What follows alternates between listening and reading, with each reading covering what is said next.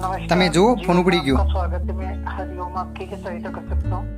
સૌ પ્રથમ આપ સૌ મિત્રોને જય શ્રી રામ।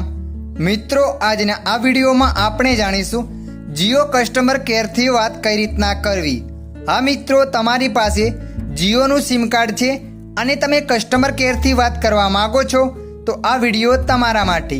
આ વિડીયોના માધ્યમથી આપણે જાણીશું જીઓ કસ્ટમર કેરથી વાત કઈ રીતના કરવી। તો ચાલો આપણે વિડીયો પર આગળ વધીએ। સૌપ્રથમ તમારા મોબાઈલમાં ડાયલ એપને ઓપન કરી લેવાની છે। ડાયલ એપને ઓપન કર્યા પછી તમારે અહીંયા ક્લિક કરી લેવાની છે।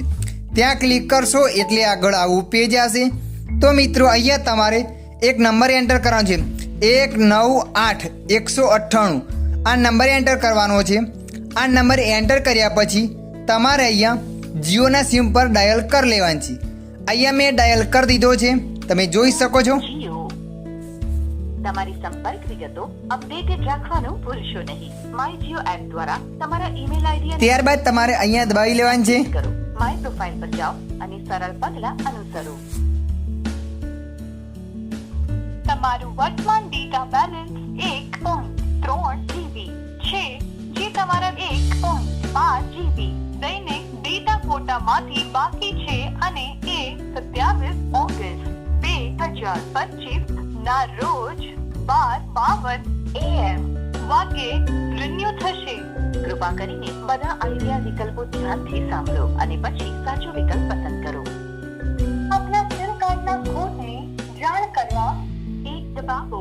જીઓ ટ્યુન્સ કેવી રીતે સક્રિય કરવી તે જાણવા માટે 2 દબાવો।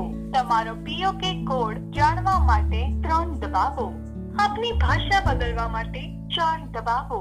ફરી સાંભળવા માટે 0 દબાવો। પાછલા મેન્યુમાં જવા માટે 7 દબાવો। મેઇન મેન્યુમાં જવા માટે 8 દબાવો। અમારા એડવાઇઝર સાથે વાત જુઓ। કરવા માટે 9 દબાવો। અહીંયા 9 દબાવી લઈએ છીએ। 9 દબાયા।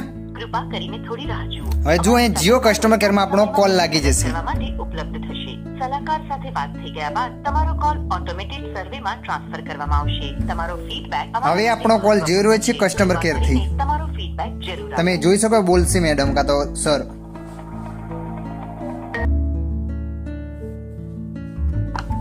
नमस्कार। તમે જુઓ ફોન ઉપડી ગયો। आपका स्वागत है। मैं हरिओम आपकी क्या सहायता कर सकता हूँ? आवाज आ रहा है क्या? નમસ્કાર। क्या? हाँ जी नमस्कार सर। તો મિત્રો આવી રીતે તમે પણ જીઓ કસ્ટમર કેરથી વાત કરી શકો છો। આશા રાખું છું આ વિડીયો તમને પસંદ આવ્યો હશે। આ વિડીયો